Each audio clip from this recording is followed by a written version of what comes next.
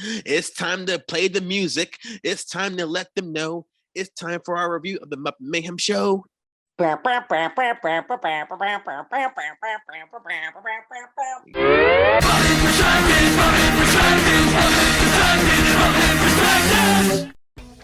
welcome to Binge or Cringe, where we watch a streaming show and tell you if it's binge-worthy or cringe-worthy. And we're going to be talking about the Disney Plus series, The Muppet Mayhem. And being that we're puppets, this is a review that you can trust. So before we start, make sure you smash that like button. Make sure you pummel that subscribe button for all our TV shows and album reviews, as well as our music and movie rankings, interviews, and more. So, you ready to do this, Lauren? Yeah, man. I think first we got to give the people a little idea what this premise is. So the long-running rock group, the Electric Mayhem, are due to release a debut album after 50 years. And in order to keep Waxtown Records from going under and to impress her boss, Junior A&R assistant Nora takes on the responsibility of making this record happen. And this proves to be quite difficult due to the impulsiveness and lack of direction of Dr. Teeth and the other band members. So what did you think of the plot of this show, Lauren? I felt like it lacked consistency. It was very much all over the place. That plot you just mentioned, sure, that was congruent throughout. But there were so many other twists and turns. We learned a lot more about Dr. Teeth and the Electric Mayhem than I ever thought we would learn. Yeah, I found that the plot was all over the place with different side stories that you're saying. But also, I didn't find it as entertaining or as funny as I wanted it to be. But then by the third episode, when they started bringing more like the celebrity cameos in, I started to realize oh, I'm finding this show quite enjoyable now. And it kind of helped that almost every episode ends on a cliffhanger, sometimes literally. Were you entertained at first, or were you kind of this is not making me laugh? It's just stuff happening. You know what? A lot of it was just stuff happening. And I am a Muppet fan all my life. Of course we are. But Janice derailed a lot, as did Sergeant Pepper and Dr. Teeth. And I wasn't as amused as I wanted to be. I agree with you. I thought Janice wasn't killing it, but she was kind of making some funny lines for sure. Yeah, man. Dr. Teeth and Floyd, I thought were pretty hilarious. I really like how they actually give a backstory of how they met and how they formed the band, and I thought that was a pretty interesting tale as well. But I gotta say, I think the horn section was the most underrated members of the whole band. We got Lips, who plays the trumpet with all that witty dialogue when you can actually understand what he's saying. But my man Zoot, with his utter cluelessness, had me cracking up all the time. When he says, "You guys are here, Blockbuster closed," and they were just looking at him what? They should have Elvis playing this in the movie. Elvis is dead. What? When? And they just kept that joke going. I just love that guy. I want more of Zoot, man. So I guess we should get into the humans now. I'm gonna say right now, I really did not like Nora. The issue I had with her is she was way too prideful, because she would not accept any help from anyone. First of all, her ex-boyfriend JJ, who was working with them before, but now he's this cocky but rich app designer, wants to help her keep the record company going. And she's I don't want your help, I don't need your help, blah blah. Every time he enters the room, she gets all groany and stuff like that. And then even her sister Hannah, who is literally letting her sleep in her house because she's, I guess, homeless, right? I don't exactly say that she's homeless. What's going on with that? Why did she have to stay at her sister's house? It just seemed like she was struggling. I mean, clearly we see from the onset of the first episode that Wax Records has developed a lot of wax in its ears, so to speak, because it's not doing a whole lot except sitting there. Maybe she couldn't afford the rent, and she moved in with her baby sis. But still, she was just being so ungrateful. Well, as an actress, I like Lily Singh. I saw a bit of naivety in her, but We shouldn't care that much about her as a character because we really want to know what's going on with the mayhem. And I understand that she's under a lot of stress, but people are trying to alleviate that, and she just will not take the help. But then I came around to her character as the show went on. So you gotta be stubborn like that. Otherwise, the things wouldn't fly as far as the band recognizing, hey, Nora, you work so hard. Or child actor, grown man now, former Teddy from Full House. Wouldn't have been so in her corner. Yeah, I guess so. But you didn't mention the other person I want to get into, the other human, what is his name? Taj Mowry, who plays Moog. He's actually like a Electric Mayhem superfan, aka they call him Mayheads. And like you said, he's a Teddy from Full House, and I'm like, I have not seen this guy since the Smart Guy show. Yeah, I was gonna say Smart Guy, I think, was like the last thing that was notable. Yeah, and if I want to compare his acting chops from like the late 90s to like 25 years later in this show, I like his facial expressions, his mannerisms were cute. And I liked how the character himself had his heart in the right place all along. And all he cared about was to maintain the integrity of the band's sound.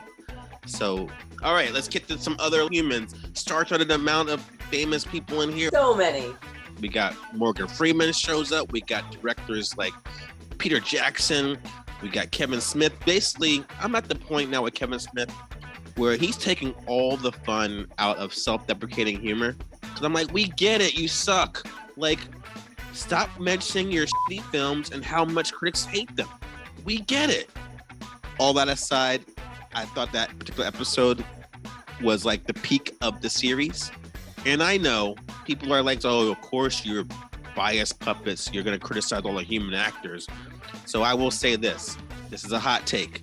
I never been a fan of Animal. Because I can find him so overwhelming and one-dimensional. And in this show alone, the Nora, like over and over. Like, oh, this is why you should just stop talking and play the drums. Thoughts? First of all, my immediate thought is so cold. You're very anti-animal. This goes back to Muppet Babies in the 80s. That's Animal. I mean, I like dimensions and layers to my characters, whether they're puppets or humans. What did you think of all like these cameos that they had? I was stunned by a few of them, to be honest. Billy Corgan's appearance at the house party, I was like, what? Cheech and Chong living in that basement, like waiting for the mayhem since the 70s. That was mind-blowing. Across the board, every guest star that showed up, I had like a, oh wow, kind of moment reaction. Yeah, and keep in mind, you guys, they don't only have these older people. They keep it like, hip and fresh with like the new people too as well. They have Zed, the producers. They have like, TikTok celebrities. They have like popular actors that just pop up and everything like that. So it's a well-rounded array of celebrity cameos, which I thought was really cool. Anything else you want to mention? I mean, this could have been done as a movie, not 10 episodes. It was a little long in that way. Mm-hmm. Like, I thought about all sorts of other Muppet movies over the years. Like, I was always a big Muppets Take Manhattan fan. Follow That Bird was one of my favorite movies ever. Great Muppet Caper. In many of those movies, we learned about the backstory. But instead, we had an entire 30-minute episode devoted to the twists and turns of the backstory of Dr. Teeth. To me, it was a little too much. Good point. So we only have two options with our ratings with TV shows, but I will go first. So I want to take you guys back to the year 2011. The Muppets actually had a mockumentary type show on ABC, which was quickly canceled after one season. I forgot about that show. I actually like that show more than this one. But with both shows, they have something in common, is that they aren't really for kids in a way. Because like damn near one episode in this show, they're like having this psychedelic trip at the Joshua Tree. I don't think children really understand it. And I think like with this show, I'm not saying that it's like really raunchy. It just doesn't have like much to hold kids' attention. Because I found times for myself, I was barely holding my attention. On the plus side, I thought like the quick reference jokes that they did throughout, I thought that worked really well. And the group's introduction to like modern entertainment, like the cell phones and like the Minecraft, I thought that was really amusing. I was never bored with this show at all, but it does like peter out towards the last couple episodes. So I'm gonna say it's not something for you to binge in a day. I'm gonna give like a casual binge this. Which I guess means it's like a meal you graze over periodically over the course of a week that you really don't have a desire to have again. I know that's like a really like stretched out euphemism, but that's the best way I can describe this show. So, final thoughts and rating go. Well, just to piggyback what you were saying about a child maybe not having as much to watch or pay attention to, I want to disagree with you, especially when you compare it to older Muppet things, only because we are in a very different time than when other Muppet things came out. And that being said, children don't have the attention span they once did. In a way, I agree with you that maybe it was more for people of our generation because the Mayhem was a big part of our youth. But as far as binging, I am not much of a binge watcher in general. I don't like when my things are over. But to give more life to your meal grazing, I would say you can graze with this like you would the Doritos at an outdoor barbecue. You have a few in the beginning.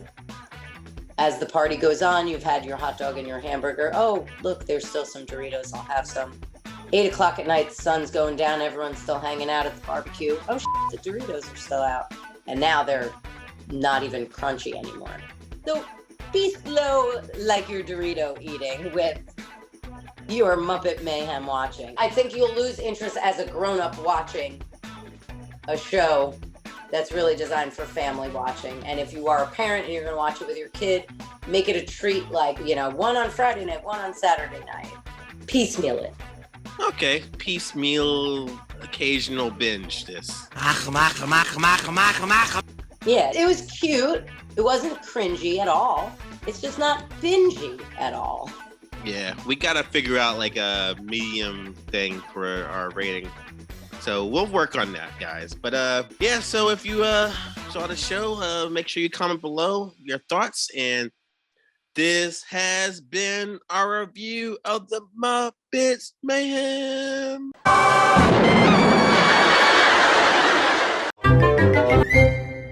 Like and subscribe, folks.